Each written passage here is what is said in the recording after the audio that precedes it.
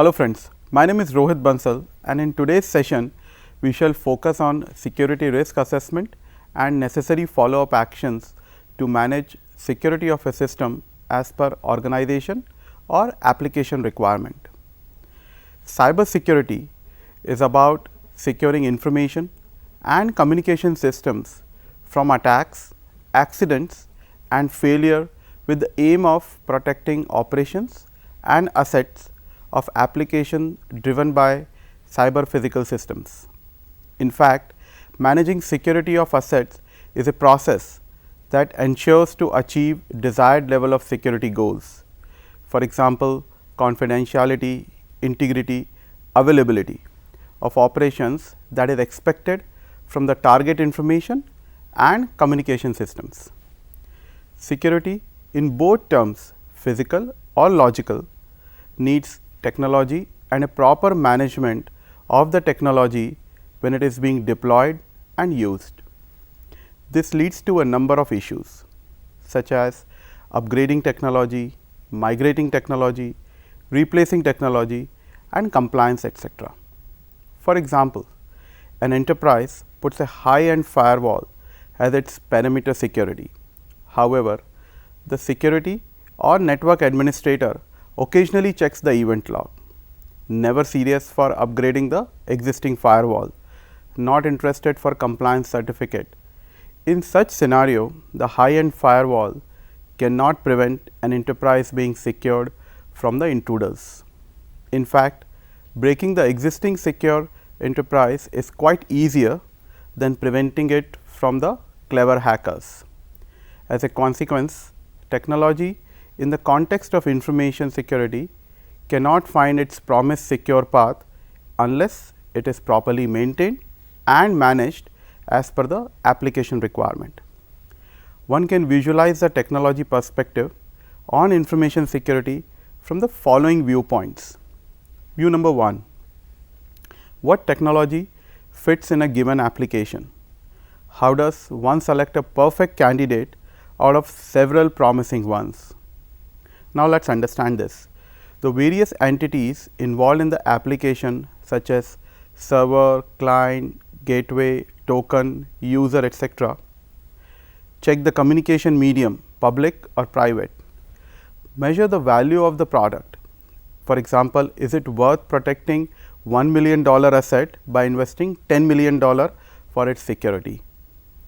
Include end user security requirement. The security personnel manager must discuss with the top management for adopting a security solution. This may consider existing standards, specifications, open sources, compatibility, scalability and robustness. Pick a best solution out of many potential candidates for your application. Viewpoint number 2, what do I care first? Application level, network level or link level? Application and network layers often attract more attention than others, because in most of the cases user get data, link and physical layer protection by just picking up standard products from vendors, but the network and application layers have to be built as per application's requirement. Increased application level attacks are making infrastructure more vulnerable. Unwanted, unsolicited content has much higher penetration as compared to enterprise content management measure, and spam are virtually laying the enterprise under siege. Viewpoint number 3, I have picked up the technology that I was advised by my enterprise. What are the next steps?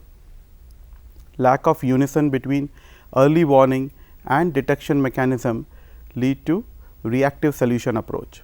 The security or network administrator has to be open on his and her eyes for upgrading the used components patches, safeguarding the resources from malicious access, adopting security policy, procedure and finally, practicing it among the employees.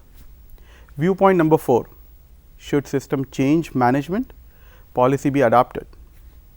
Change from bottom up to top down security management would create the need for benchmark/security measures for enterprises' security assurance. As a consequence, change management is highly important. Another important factor is cost of implementing a security system versus its relevance and importance. A number of systems may not require high grade security, which is expensive. The trade off on connecting the system to the internet versus keeping it safe by not connecting has to be considered based on implementation cost and ongoing maintenance cost. Now, let us understand about risk analysis. Several types of risk analysis on data sets are used to understand the need for a particular type of security. They include the following: risk elimination. Risk elimination is a strategy in which procedures, processes and practices that introduce potential risk are completely eliminated or disallowed.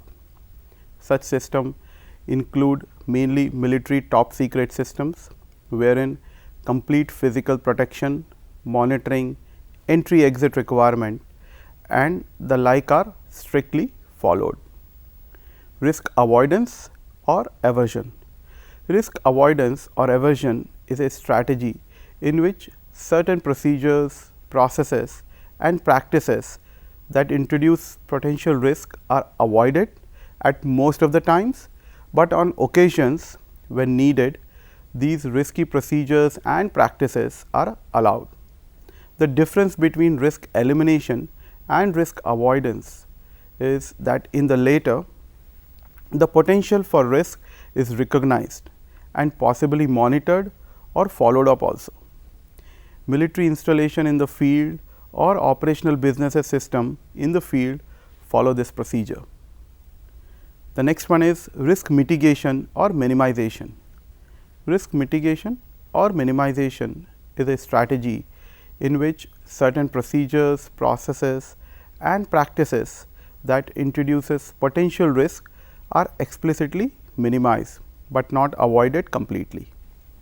An economic model is usually used to analyze the projected value of loss, and so long as the loss is within the reason, the mitigation strategy is continued. Credit card companies, for example, follow risk mitigation procedures. The next one is risk management.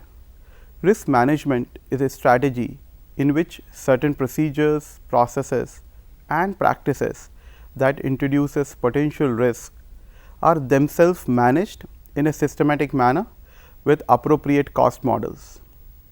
Statistical models and techniques are used on historical data to validate the underpinning processes for continuing the risk management processes. While aiming to protect assets of information and communication systems, it is first and foremost thing that need attention: identification of asset and threat pertaining to those assets. In other words, the objectives of security management systems or processes are as follows: identification of security threats to asset, identification of asset that needs protection, identification of risk to those assets, assessing risk of assets, specifying appropriate safeguards for mitigating threats, detection of new threats, reaction to safeguard mechanism and recovering from the damage, if any. You can see the security management process basically follows a well defined life cycle, which is surrounded by identify, protect, detect, react, recover phases.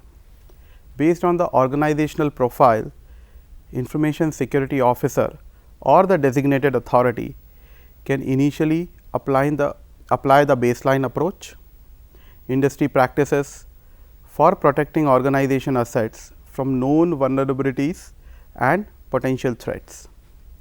In addition to the baseline approach, some new observation can come up from the information audit and checklist, which can be collectively be incorporated as hybrid approach for better assessment of risk of assets.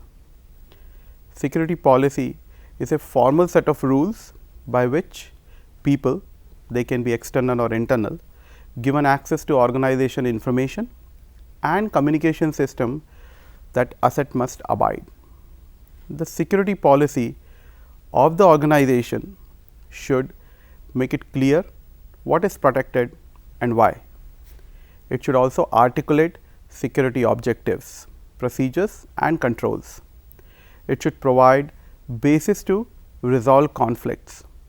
And finally, a framework information security management system is needed to prevent unethical, legal and regulatory security breaches, and to ensure independent confirmation that information security is implemented and is effective according to the defined policies, procedures and requirement of the system and organization following some standard.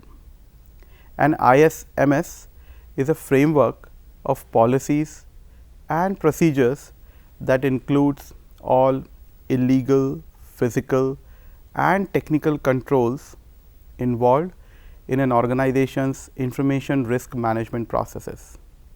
For example, ISO 27001 is a specification for information security management system, ISMS.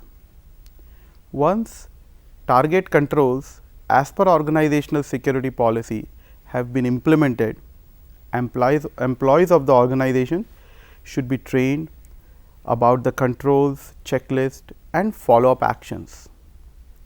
In addition, it is most important exercise to have regular security awareness and training programs among employees by involving external and internal security audit teams. Therefore, the main contributing factors for ISMS are an effective security policy, security awareness and training, procedures, practices and feedbacks. However, security policy alone cannot provide an organization's security objectives unless the defined control and checks are properly implemented, reported and documented as per the application requirement. In many occasions, lack of awareness of threats and risk involved in the information system invites malicious intention that compromises information security of the organization. Attackers try to identify trapdoor exist in the system such as hotspots, public network, open network, external devices, etc.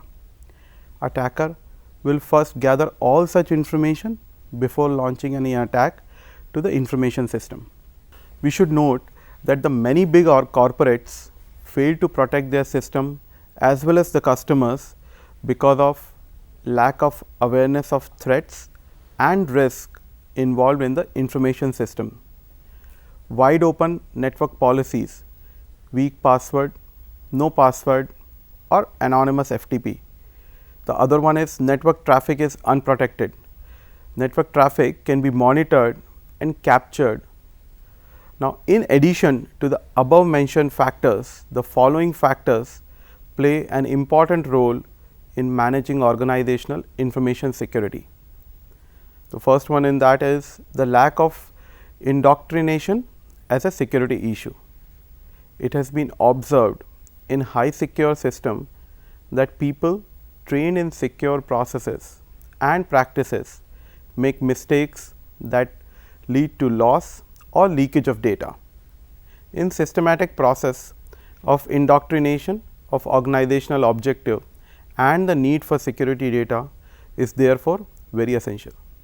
Coaching, mentoring, practice sessions and counseling are some of the techniques by which security indoctrination can be affected. Indeed, most of the Trojan horses in the systems are due to users not being properly indoctrinated in the organizational culture. The next one is organizational inculcation as a security issue.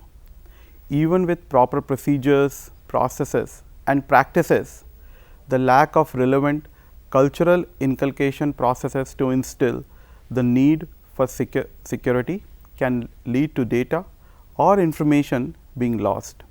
Sociologists and psychologists have observed that the lack of repetition or usage of due processes and practices leads to ennui and laissez-faire attitudes of security. Organization inculcation is therefore critically important for the continued security of information systems. Processes like group based security processes, monitoring and ongoing enforcement and training have been used to be some of the viable means by which such cultural inculcation can be reinforced. The next one is congregation as a security issue.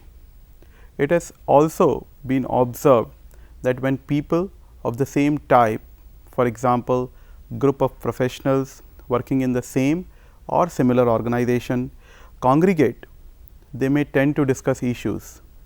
A single issue discussed in that context may not constitute a breach in security, but the confluence of issues discussed and the nature of congregation might well lead to a breach.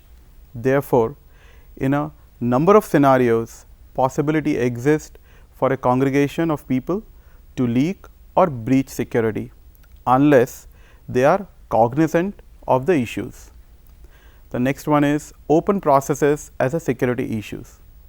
Certain open processes pose security issues. For example, in a Western world, there are legal requirements for tendering, advertising, appointing and the like. Various type of profiling tools can be employed. The reverse engineering organization, their policies and procedures. Limiting such open source intelligence is difficult, mainly due to underlying governance laws, but one needs to be aware of their security implications. Now, let us take a look at NIST cybersecurity framework. The framework outlines 5 phases: identify, protect, detect, respond and recover. Identify: what asset need protection? The system in place should detect any threats or vulnerabilities as early as possible for its deployed assets. This is a crucial phase of to understand which asset need what kind of protection. For example, identification of at-risk data, it can be accounts, transaction, etc. Assess the existing threats and vulnerabilities to those assets. Understand all devices connected to the network and the network structure. Now, let us talk about protect. What safeguards are available? The system in place should be equipped with appropriate safeguard mechanism to protect their assets. Once the system deploys the safeguard in place, they are required to monitor whether the safeguard is adequate to protect the assets or it needs an alternate mechanism. Limit access to authorized users and devices. Educate all users on cybersecurity awareness and risk management. Now, let us talk about detect. What techniques can be identify incidents? The protect and detect phases are complementary to each other. If a system deploys a safeguard in place and does not monitor its performance thereafter, then it is likely that the system can face new threats which could disturb the target objective of the system. Therefore, the risk management strategy should put more efforts for detection mechanism to protect their assets. Evaluate threat and understand potential impact and identify incidents. Now, let us talk about respond. What techniques can have impact of incidents? The system should promptly respond once something malicious is detected. Mitigate the event to prevent further damage. coordinate with stakeholders to execute a response plan and notify proper authorities. Once detected, notification to the proper authorities. Evaluate response effort to improve the response plan. Now, let us talk about recover. What technique can restore normal functionalities? It is quite reasonable that a system could face more damage than it was assumed, but the plan should be to recover as high as possible from the damage if occurred. Execute recovery system to restore system and its data. Update response plan with the lessons learned. Resume business activities and manage public relations. The useful cycle: identify, protect, detect, respond and recover is basically plan, do, check, act, which is PDCA, demeaning cycle which can make life easy and having less fear in mind. Therefore, a timely plan with defined security objectives for defending system against attacker. Implementing control and processes. Checking if everything works as per expectation by a formal assessment, document observation and reporting it to the top management, and taking corrective and preventive actions based on reports came from check phase.